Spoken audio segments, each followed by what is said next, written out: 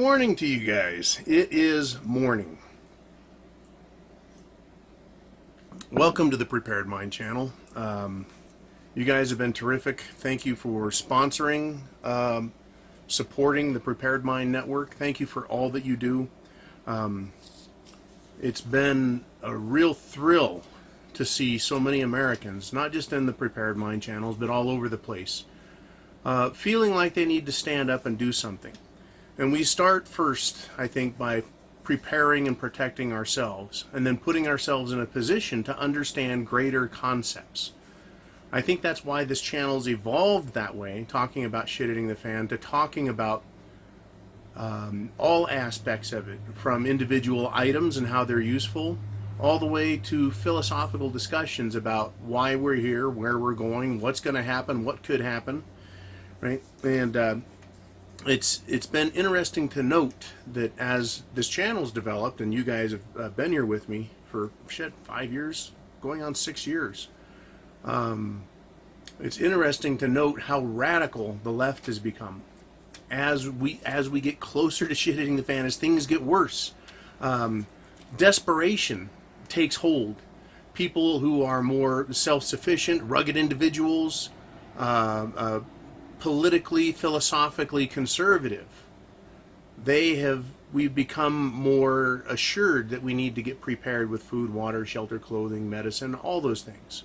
And on the left, they have run even harder to their philosophy of the opposite of self-reliance, relying on others and demanding more of others. And instead of using the state as their method and means of violent taking of money through taxation. Taxation, as far as I'm concerned, is an act of violence because it's done under duress, under threat.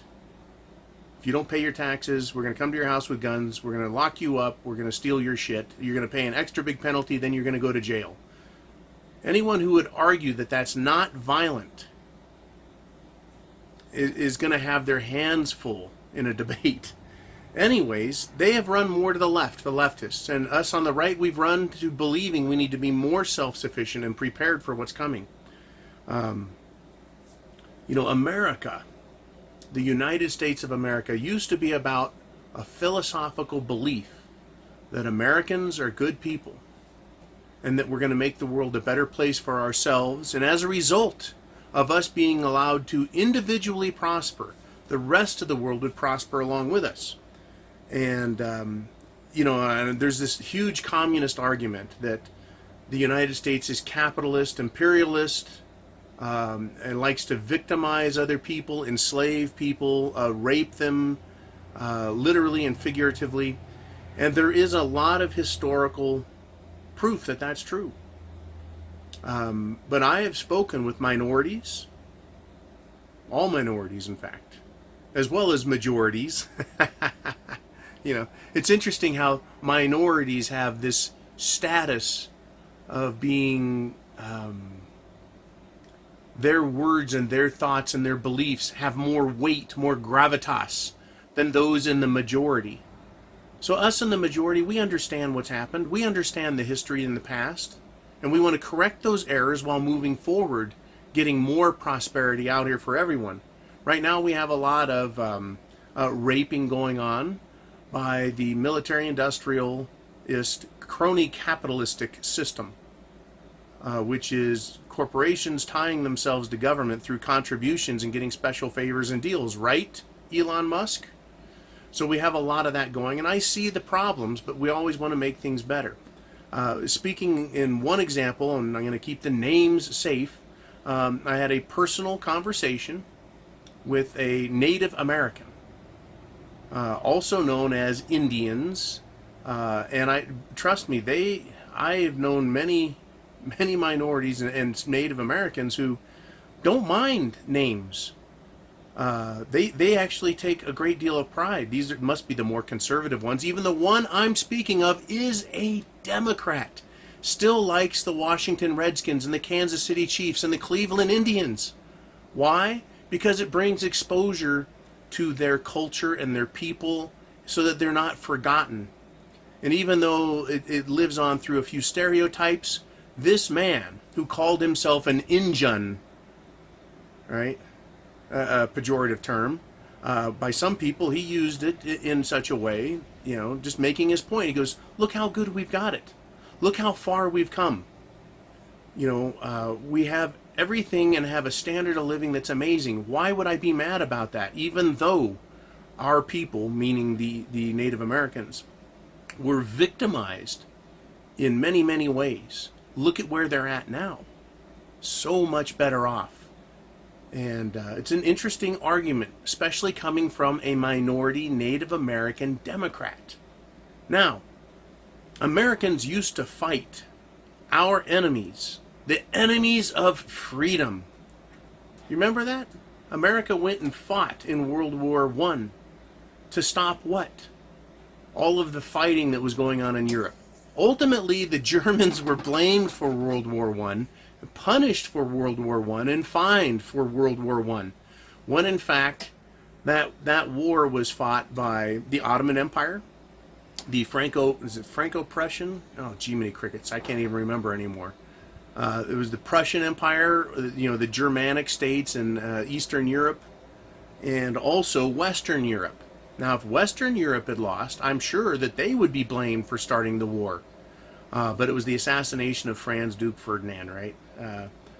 Duke Franz Ferdinand, whatever the hell the guy's name was. An insignificant peon relative to the amount of expense, suffering, and death that occurred in World War I.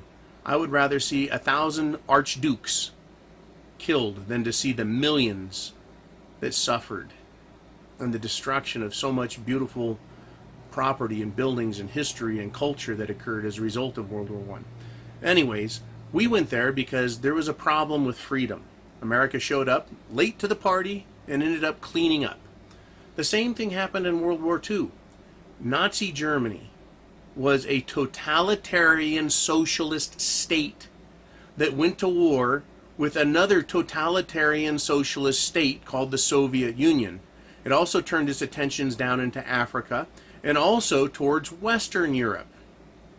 Now, along the way, the Germans were toyed with, antagonized, taunted, and as a result, that made them more aggressive. Ultimately, World War II broke out.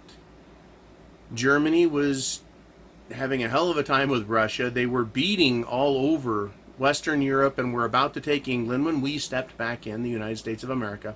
And once again, we went to fight the enemies of freedom, right? Nazi socialism. Socialism, totalitarian, heavy-handed government authority that wanted to murder millions of people. Is that a good thing? No, but as Americans, we would go somewhere else to go fight our wars. Sometimes for more fundamentally good reasons. Basically good, right? Like stopping Nazis. Who's going to say that was a bad thing to do, to stop the fucking socialist Nazi party, right? Even though, Patton wanted to keep going and take Moscow and take out the Soviets because they also are a socialist totalitarian regime bent on world domination, who killed more people in the tens of millions than even Nazi Germany did. We used to go fight the enemies of freedom. And what has happened with the fall of the Soviet Union because socialism fails, communism fails? And by the way, I would encourage you to watch the Gold Money video below, using memes to demonstrate the failures of socialism. It's done by Mike Maloney. Great speaker, a lot of humor in there. I recommend watching that video. I'll do my very best to put the link in it. We used to go elsewhere to fight the enemies of freedom, while all along, like a cancer, socialism has been growing in our country. It's grown around the world. It's died around the world, but it's grown here and it's been parasitically living off of us. So Americans had a unique perspective, a national identity of being free, having a constitution, having limited government, having lower taxes, having a belief in individual rights and freedom. It was this beautiful, unique concept that lived and lived and lived until it started coming under attack. Now, when someone is dying of cancer, you don't say, look at all the life they have left. You say, holy shit, we got to stop the cancer, or it will kill that person. The United States of America has a cancer on us. It's socialist concepts, totalitarian government concepts, and it's going to kill the host. Right? And so we don't go, look at all the freedoms and joy and prosperity that you have now. Don't worry about that cancer. No, it is now time to worry about the cancer. It's gotten so bad. We used to be able to go fight wars like World War I and World War II, or go stop communist aggression in Vietnam. That's what that was sold as. But now, and then we could come back home and rest and go, whew, kicked the shit out of the bad guys, at least stopped them, slowed them down, whatever the justification and feelings were about the efforts abroad. Now the fight is here in the homeland. No longer can we fight somewhere else and then come home and rest. Wave the American flag, feel free, feel confident that prosperity is still safe. The reason is that, right, we have no more safety from socialism. We have no rest and repose. Right? We have no rest. The enemy is amongst us. The enemy is in our country. The enemy is in our government. The enemy is in our business, our economy. Right? I'll put up a link to an interesting article having to do with the Obamas. That's right. Michael and Barry Soetoro Obama have created a series of movies they're putting out. And it shows, interestingly, how a Chinese corporation came over to America, opened a factory with Chinese and American workers, but the American workers are disgruntled and want to unionize, which would destroy their jobs. And the owners, the Chinese factory owners, are thinking of going to full automation and getting rid of the American workers. It's really an interesting look at America. Anyways, be that as it may, the enemy is here in our businesses, making business difficult. And the article does go on to explain why unions worked in the 30s, 40s, 50s, and 60s. But now that we're having to compete with other countries wanting to import goods here, our labor is being devalued. But anyways, that's that. I'll put the link in there. I don't want to leave that out. We now have the fight at home. No longer can you go to another country to fight evil, to fight tyranny. It's now here with us, folks. This is why we're prepping. Because the war is here. When war comes, it's shit hits the fan. Whether it is a social war, which we have, an economic war, which we have, a political war, which we have, and possibly a military war, which we have, which we've talked about and seen in the news and talked about the Robin Sage, right? The new version of Jade Helm. All right, more military practicing to fight against insurgents within our own country. Very scary stuff. It's now here. So as a result of the war being here, and it's even in our own families, because family members have become so extreme, these socialists, that they'll tear apart relationships. Right? And that's what's happening, is this belief that we need socialism. It's that bad. So you don't go to another country to fight. It's here. When you go to work, if you have a fundamental difference of opinion and you express it, the socialists will try to get you fired. The last video I did, I talked about how the socialists are even attacking socialists. They attack everybody. So you no longer have a professional life that allows you the freedom of expression. In fact, last night my brother came over, and he was very happy to see that I'm shrinking in height. He's like, I can almost look you eye to eye, but it's more like eye to nose still. It's pretty funny. I love my brother Thomas. We had a great discussion, and I have great discussions every day, but this one with Tom was neat and interesting. having to do with his opinion. He believes you should be able to have an opinion and share it with others, including the public, in a public forum, including YouTube, and that the things that you say in your private life have no place in business, meaning the business can't look to your private life and punish you for it. And so socialists right now they're looking at people's private lives, and they're coming back to your place of work, and they're punishing you for it, either getting you ostracized, up to and including getting fired. Right? My political opinions resulted in me being told that my opinion was so unpopular, even though it wasn't that unpopular. It was unpopular and intolerable to one woman who wouldn't let it go, and I was given an opportunity, and I just said, look, I'll leave. Right? Let's just make it easy. But there's a chance that in the future, that place of work could be sued by me and others, and other businesses can be sued. I don't want to do that. It was the best job I ever had. It's a great job, great people. But one socialist, or socialist mentality, someone who ascribes to Marxist principles, will make your personal life a war zone. Remember, we used to go overseas to fight the bad guys. We go to other places to fight for our freedom, to destroy the enemies of freedom. But now the enemies are all around us, and a lot of them won't say a word. In fact, the person that was so dead set on getting me terminated wouldn't look me in the eye, wouldn't reveal herself to me, but instead worked behind my back and worked through political channels to put pressure on people to hurt me. So we are attacked professionally. How about socially?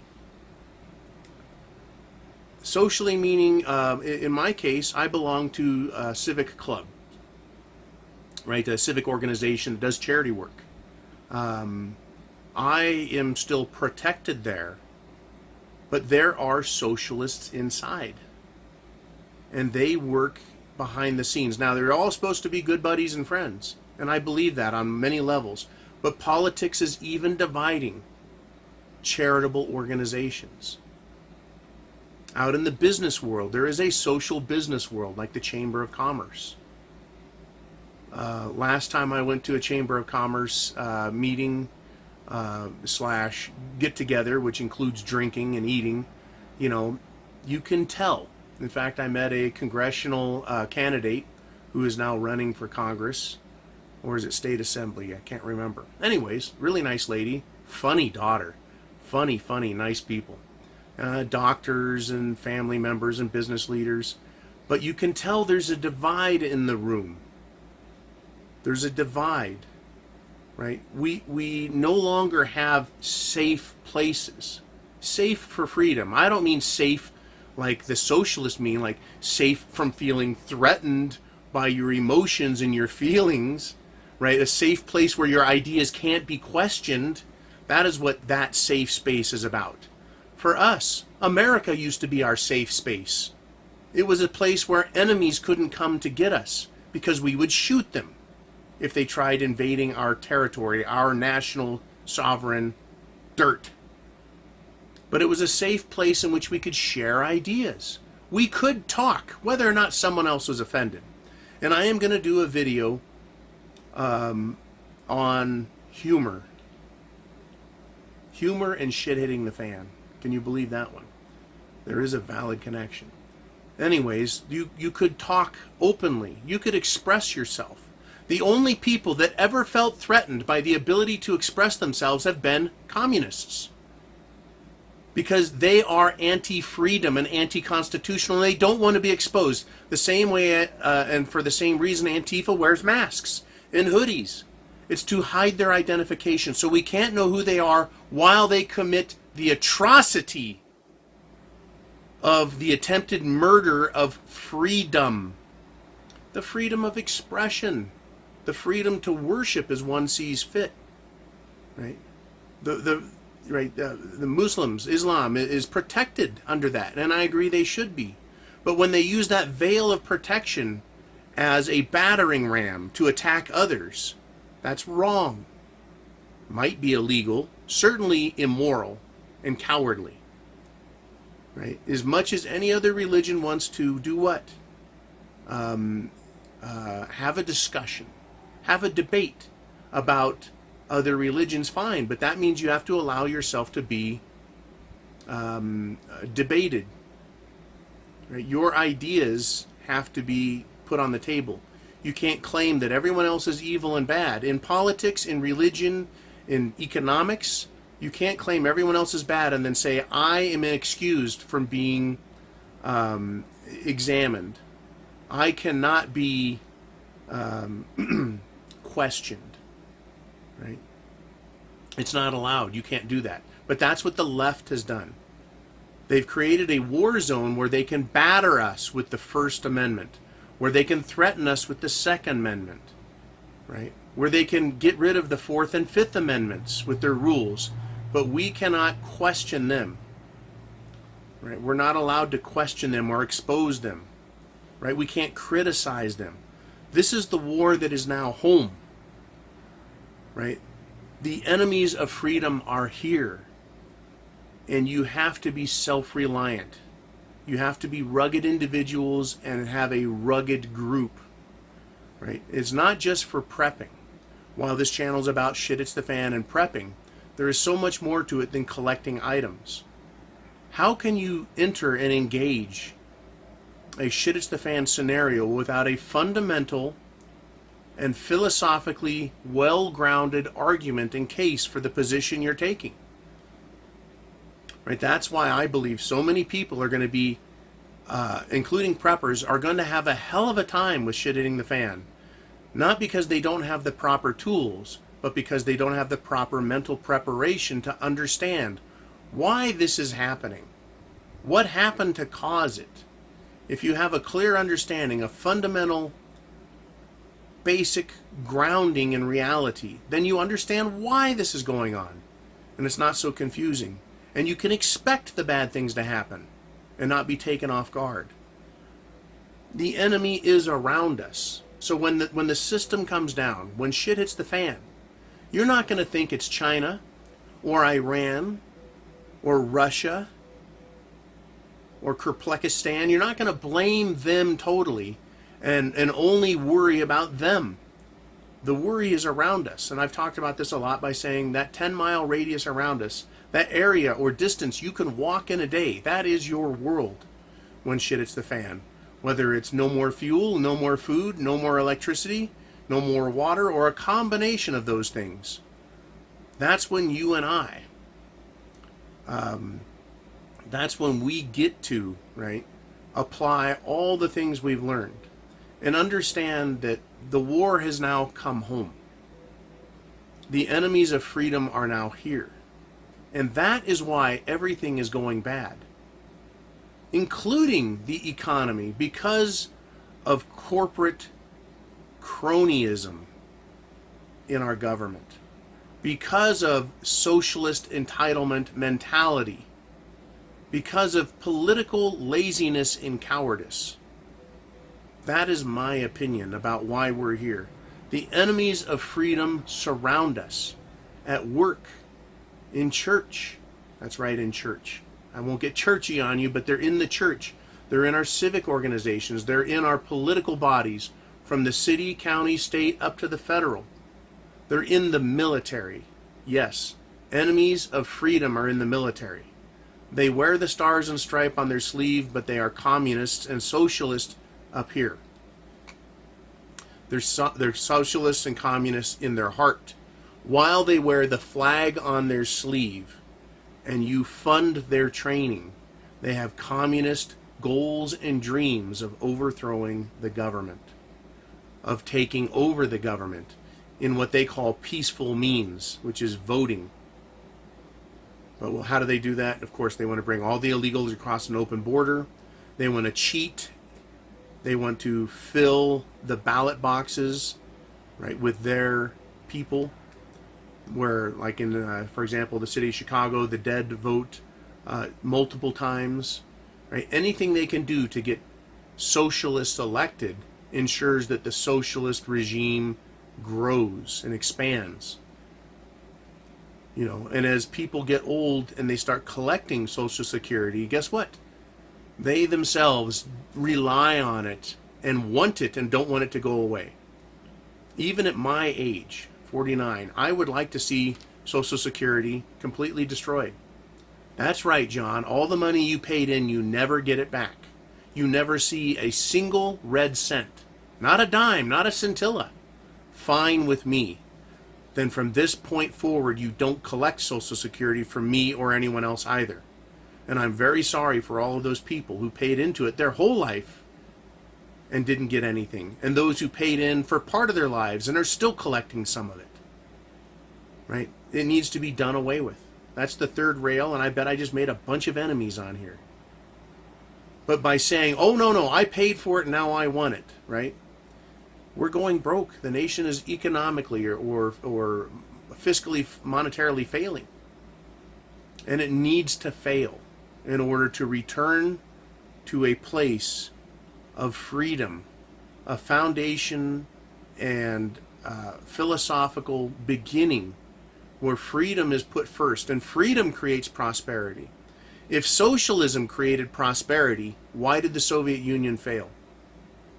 If crony capitalism created prosperity, why is our nation failing? Why is China failing, which is a combination of crony capitalism and communist government? It's quite an interesting combination. Same with all of Europe. Socialism doesn't create prosperity. Socialism causes failure. So our country needs to go through the failure phase, hopefully quickly. Shit hitting the fan, right? So that we can get back to a philosophical and fundamental understanding of how freedom on a very personal and individual basis is what creates prosperity. Anyways, I think I've beat this horse enough, huh? And that is just an analogy for all of you soft-headed, soft-hearted, animal-loving dingbats. Right? I don't beat dead horses or live horses. Once again, I can't wait to get to the humor. Anyways, you guys be cool. Chance favors the prepared mind. Is yours. I'll talk to you again very, very soon.